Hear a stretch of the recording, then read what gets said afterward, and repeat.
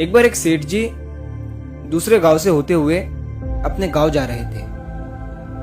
तो उस दूसरे गांव में सेठ जी को एक किसान के पास एक बड़ा ही अतरंगी कलर का गधा दिखता है।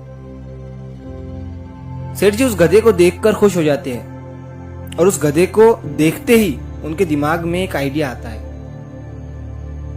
वो उस किसान के पास जाते हैं और उस किसान से गधे को खरीदने की बात करते हैं। किसान सेठ जी से कहता है कि सेठ जी ये बड़ा ही अतरंगी कलर का गधा है, मैं इसके पूरे 1000 रुपए लूंगा।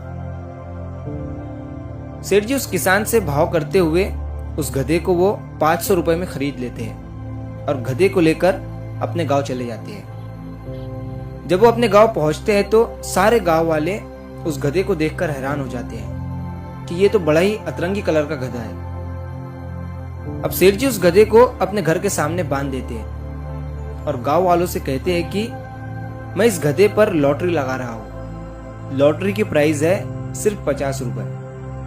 जो भी लॉटरी जीतेगा वो 50 रुपए में इस अतरंगी कलर वाले गधे को अपने साथ लेकर जाएंगे। अब उस गांव में करीबन 1000 लोग रहते थे। सभी ने 50-50 रुपए की लॉटरी खरीद ली और सेठ जी की झोली में 50,000 रुपए आ गए। अब गांव वालों में से एक आदमी जो है वो लॉटरी जीत जाता है और जब वो गधे को ले जाने के लिए सेठ जी के पास आता है तो सेठ जी उससे कहते हैं कि देखो, गधा तो अभी बहुत ही बीमार हो चुका है और कभी भी मर सकता है और इसमें तुम्हारा ही नुकसान हो जाएगा। तुम एक काम करो, मैंने वो गधा 500 रुपए में खरीदा था, तुम ये 1000 रुपए रखो और वैसे भी तुमने तो लॉटरी 50 रुपए में ही खरीदी थी, उसके बदले तुम्हें 1000 रुपए मिल रहे हैं। अब वो आदमी सेठ जी की बात मान लेता है और खुशी खुशी 1000 रुपए लेकर वहां से चला जाता है। अब यहाँ पर सेठ जी भी खुश, वो आदमी भी खुश और बाकी के गांव वाले भी खुश, ये सोचकर कि हमारे तो 50 रुपए ही गए हैं। अब इस पूरी कहानी को सुनने के बाद मुझे आप बताइए, इस पूरी कहानी में रियल गधा कौन है? इस पूरी कहानी में अगर रियल गधा कोई है तो वो है गांव की जनता, जो ये सोचकर लॉटरी खरीदने लगी कि 1000 लोगों में से मैं ही लॉटरी जीतूंगा।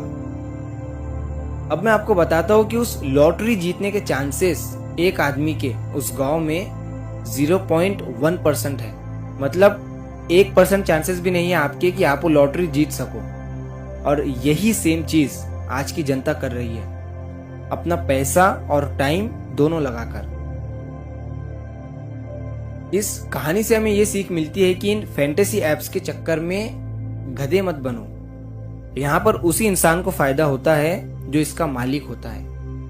अगर आप अपने लक की वजह से कभी इन एप्स में जीत भी गए होंगे तो ये सोचना कि आपने इन एप्स में कितना पैसा गंवाया भी है और साथ ही साथ अपना टाइम भी गंवाया है।